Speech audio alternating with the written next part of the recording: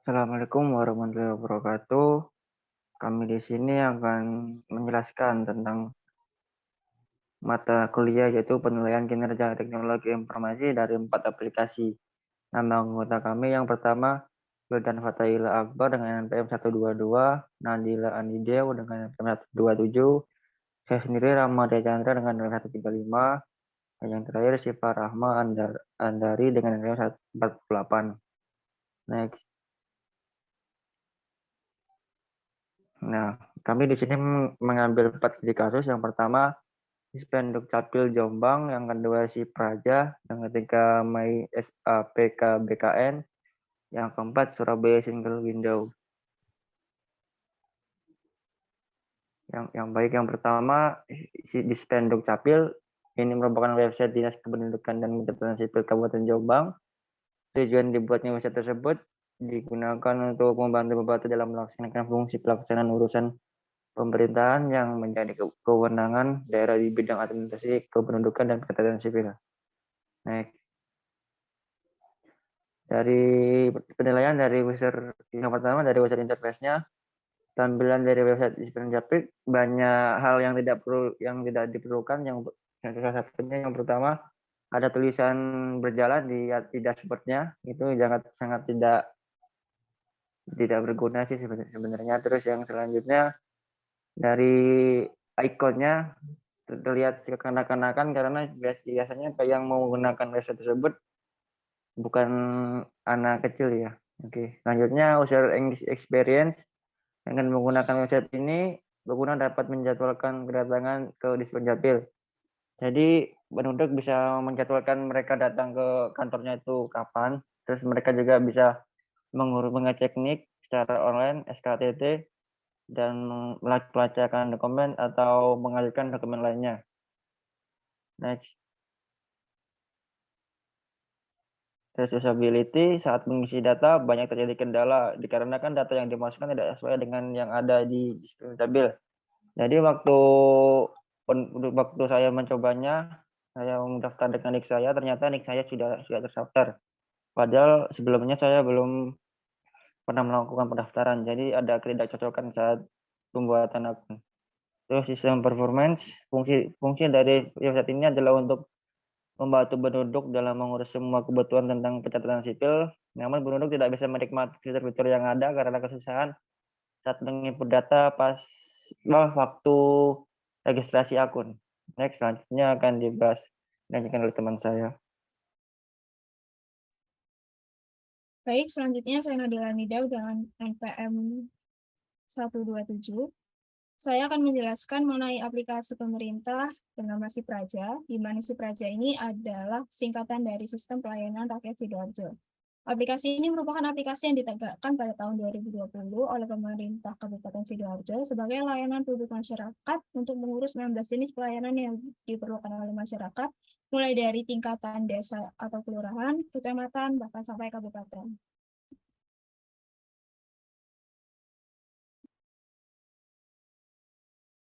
Untuk user interface-nya, si pelajar ini memiliki tampilan yang cukup sederhana dan rapi, sehingga pengguna itu dapat mudah memahami fungsi dari setiap fitur yang ditampilkan atau disediakan.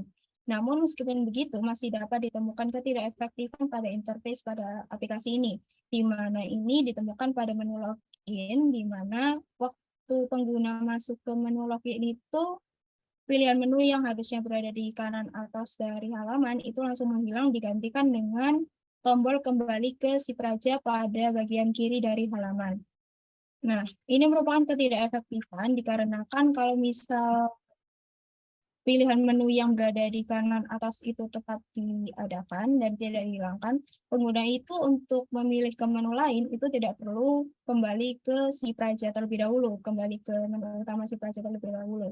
Bisa saja pengguna itu langsung memilih menu yang ada di atas. Lalu untuk user experience dari aplikasi Sipraja ini, sejauh ini aplikasi ini memang sangat terbukti membantu masyarakat Sidoarjo, terutama terkait pengurusan surat pengiriman secara online. Fitur dan layanan yang cukup lengkap membuat masyarakat cukup puas dengan aplikasi layanan publik ini. Tampilan dan fitur yang mudah dipahami membuat aplikasi ini sama sekali tidak menghalang seluruh usia untuk menggunakannya. Namun masih ada masalah yang sering ditemukan selain dari user interface yang sudah dijelaskan sebelumnya, yaitu di mana adanya error request time pada aplikasi Android maupun pada website. Meskipun setelah pengguna periksa itu koneksi internet yang pengguna masing-masing gunakan itu sama sekali tidak ada kendala.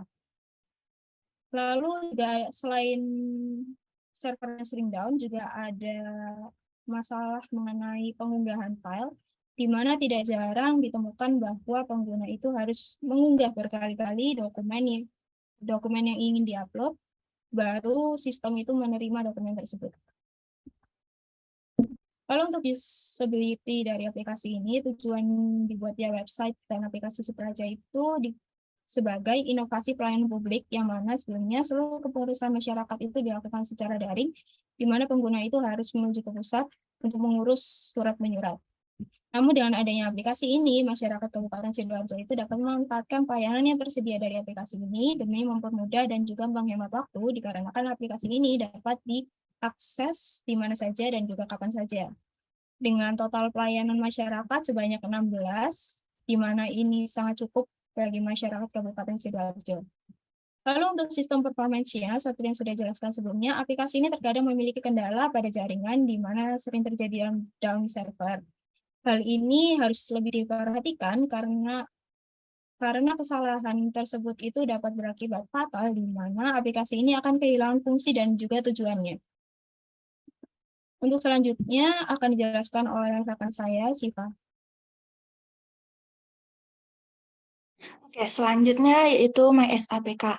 MySAPK itu singkatan dari Sistem Aplikasi Pelayanan Kepegawaian milik Badan Kepegawaian Negara atau BKN yang merupakan aplikasi berbasis teknologi untuk para PNS atau pegawai negeri sipil yang terintegrasi dan terhubung secara online dengan database PNS nasional untuk informasi profil PNS dan bertujuan untuk memudahkan PNS dalam mendapatkan pelayanan kepegawaiannya. Cara untuk mengakses MySAPK sendiri ini terbagi menjadi dua, yaitu dengan menggunakan aplikasi mobile pada Android maupun iOS yang harus diunduh terlebih dahulu pada perangkat masing-masing. Dan kedua, melalui website yang dapat diakses di halaman mysapk.bkn.go.id. Next. Untuk user interface-nya itu website MySAPK memiliki tampilan yang sangat sederhana dan rapi, sehingga pengguna mudah memahami fungsi dari setiap fitur yang ditampilkan. Namun untuk aplikasi mobile-nya masih ditemukan ketidakefektifan terhadap interface-nya karena ada beberapa bagian yang tidak pas penempatannya pada tampilan aplikasi tersebut. Next.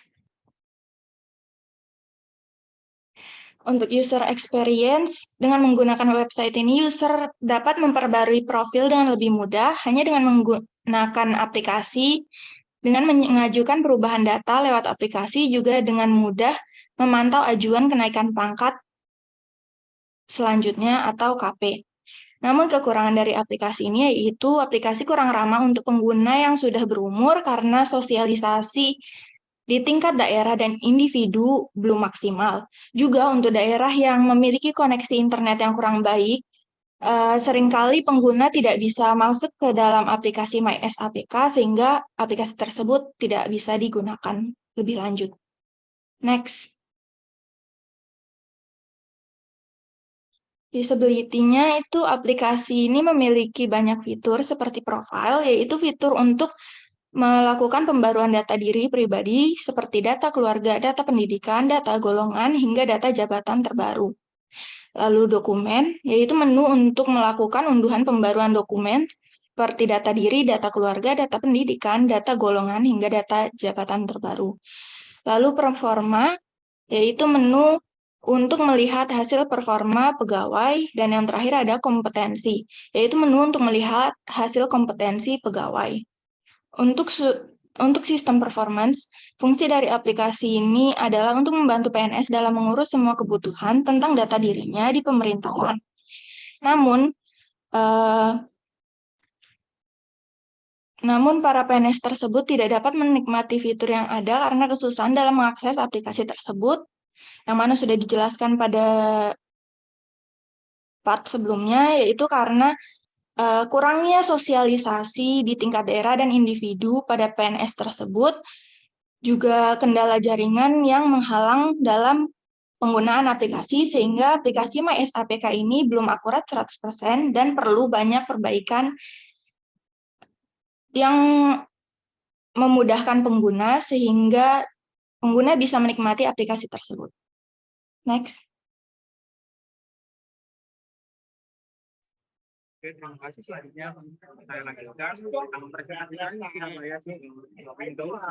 Jadi Surabaya Single Window sendiri diluncurkan pada tahun 2019. Apa namanya, aplikasi atau website Surabaya Single Window ini bertujuan untuk melakukan perizinan secara daring agar semua orang yang dan saat perizinan tidak perlu susah-susah lagi datang kepada tempat.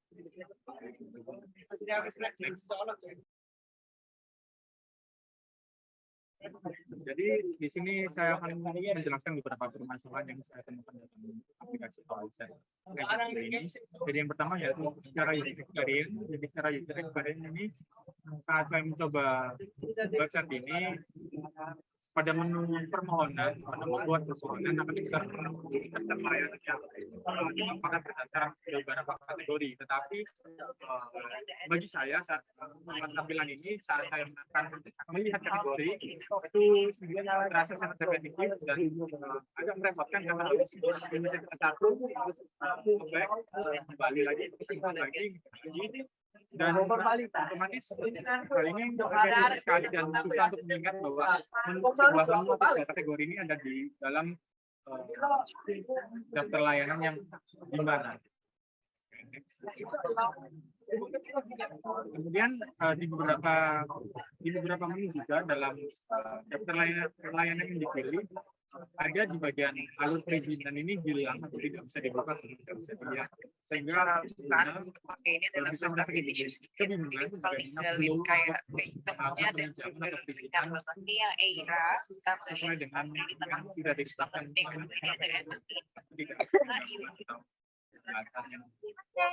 dalam terakhir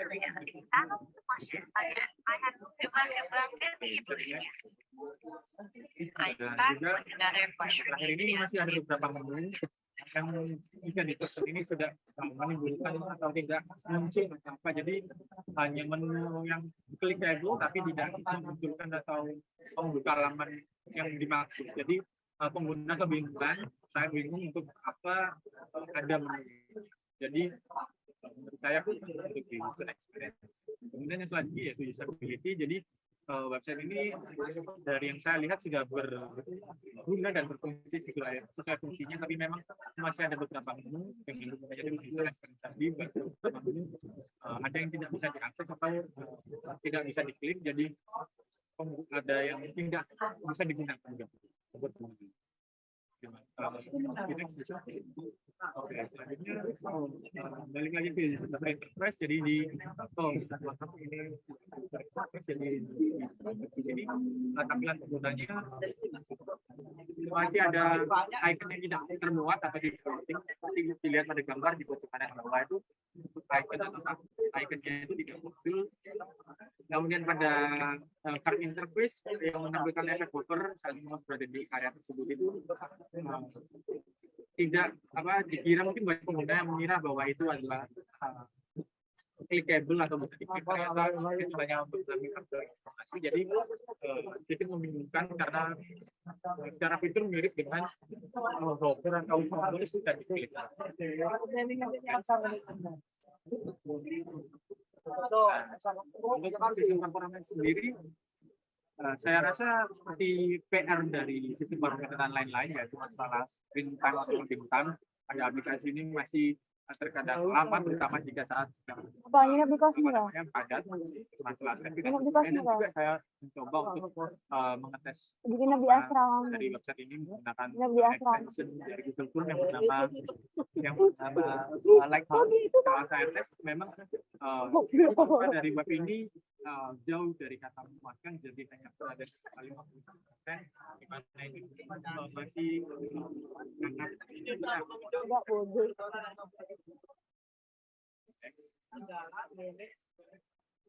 Oke, mungkin begitu saja dari kelompok kami, kurang lebihnya mohon maaf. Semoga bisa dijadikan pembelajaran bagi teman-teman semua dan juga bagi terima kasih juga dan mohon maaf pada kekurangan. Saya tutup, mewakili teman-teman. Wassalamualaikum warahmatullahi wabarakatuh.